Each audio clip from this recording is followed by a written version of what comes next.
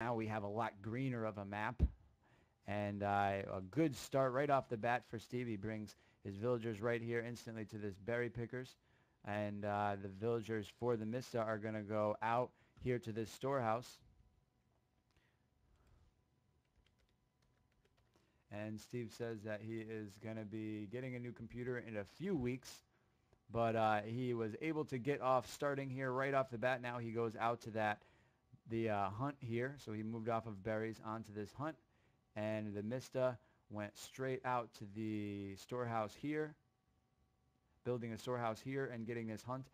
Interesting, he doesn't spend any time on his berry bush here. He goes right out to the hunt, has all of his villagers build that. Slight difference, but we've seen other players doing something a little bit different. Just something to point out early part of the game. You see Steve, before that ox cart finishes, he sends some villagers onto these close trees here, as he's still even going to have one more villager go before that ox cart comes out.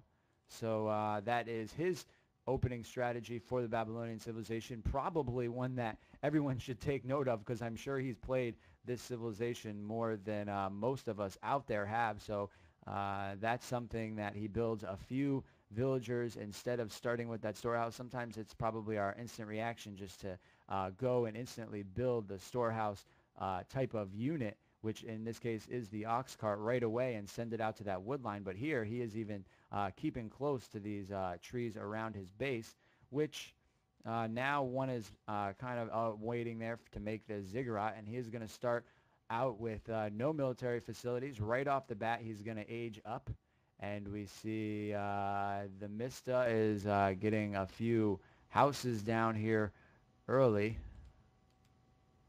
So we will see how these players decide to progress from here.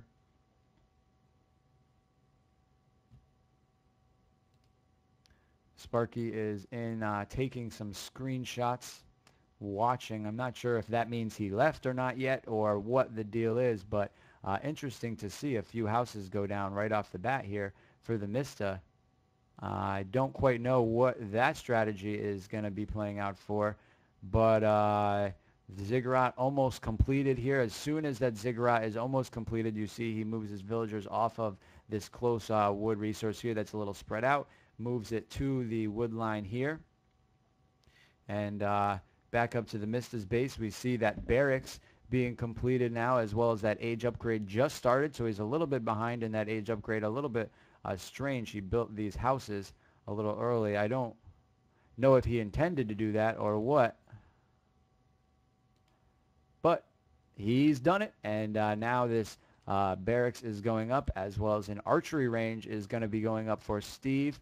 So we saw him do that same kind of play yesterday in the tournament, where he started with 2 archery ranges right off the bat and built up that ball of archers to go against the normal barracks that is on the side of the Mistaa. You see his scout, StevenHolt's scout, is around, and now an archery range comes down for the Mistaa, who is also, his scout is patrolling back and forth in the front. Took a little bit of damage, is down to about halfway now. But it'd be interesting to see how the Mistaa plays out this Celtic civilization. Now a storehouse is going to go down as he starts collecting gold. Now once he got to that that second age upgrade, the handsaw upgrade is just about completed for the Mistaa, and it was already completed for StevenHolt there. And now you see he has 2 bowmen. Steve has 2 bowmen down here, as his barracks is just about completing, and he will start getting some sorry, my mind just went blank here for a minute. New civilization, and he will start building just spearmen right off the bat, and shield bearers to protect. So whoa, that was a brain fart. Sorry about that. But they it seems that the main benefit of Babylonians is their archers. You see he built that right off the bat, and then he's going to be creating some spearmen for early defense, but you'll likely see a lot of those shield bearers start to come out, because they are good at taking damage. You know, they're good tanks, and if you have a lot of archers out there, it becomes something where they are very vulnerable to attack. And if you micro those shield bearers correct, then you can save a lot of the damage that is dealt to those archers normally and really change the tide of the battle. We see the force for the Mistaa growing here in the middle of the map. He has them rallied to a very forward position with 5 long swordsmen. You see the force of StevenHolt is mainly bowmen still, but there's the first shield bearer out, and our spearman. There we go. There's the bowman, and he's getting. He has 1 slinger out and 1 shield bearer. As now the Mistaa sees the makeup of his forces, and with that information is deciding to push a little bit further down the map. A few more. Another shield bearer comes out as Steve is going to finish working on this wall of houses down to the south here and help protect the main center of his base as the Mistaa is creeping slowly but surely further and further down. Steve is building a watch post here, but it is under harassment as these slingers are starting to they take down the watch post and they start to push, and they push away that scout.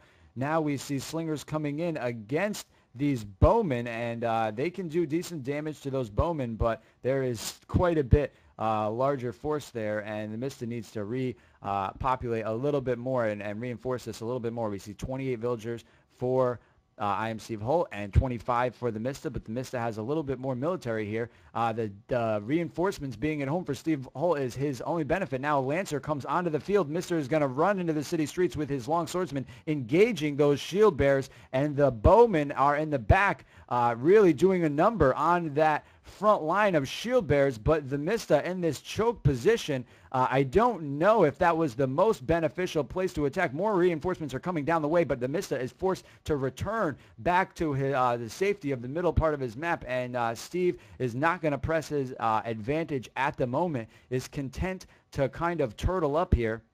And that seems to be a viable strategy. He has the resources, I mean the reinforcements really close to home from these military production facilities, and that was what was allowing him to push away the Mistaa, even though the Mistaa had superior numbers. And now the Mistaa is going to be moving around the eastern side of the base, trying to find a place that he can get any kind of damage really quick. Go back and see what the Mistaa's production facilities look like. He has 2 barracks, 2 archery ranges, and that appears to be his military production facilities as of now. We have another little engagement going on here as this watchtower was able to go up, but the Mistaa is going to abuse and kill that with a few units there as he moves all the way down to the south side of the base of iamSteven. I'm not sure if Steve is aware of this situation. These berry pickers are very vulnerable if the Mistaa was going up there. Steve is going to reinforce this wall with some more houses coming around. It's a very good strategy to do that. It enables this whole area to be really protected well, and the city limits. The only thing I'm a little concerned about it is that it might be a little bit too crowded in that area. But now the slingers are going to come around through the tree line and abuse these wood gatherers. That is a good strategy, bringing your ranged on the other side of this wood, do some damage there, forcing them over, and it didn't do any damage, but you see this time they had to walk from this wood line to this wood line. They lost a bunch of time gathering, and at the same time his rally point was already set over here. So now the Mistaa is going to do a full circle around, and let's see if he isn't able to come around here and try and do the similar kind of thing. This is the problem with keeping your military so tucked away, and it's tough to react as we see the Mistaa is coming in from both sides now with a split force. Try to keep an eye on the movements of both of them. Here he has engaged the wood line. He's going to be distracting the main body of workers there, as then he retreats back to the south, and he has this group on the west kind of huddling back. He also has another group rallying here in the middle, so we're seeing traditional play by the Mistaa, who is trying this pincer movement. You see his population is staying up relatively high, especially compared to Steve, who is passed by about 10, 15 population now. He also has the same amount of villagers, but we're seeing this group here on the east, our west, and on the east pincering at almost the exact same time. And let's see how StevenHolt is going to respond to this attack. Mistaa is going to back off with this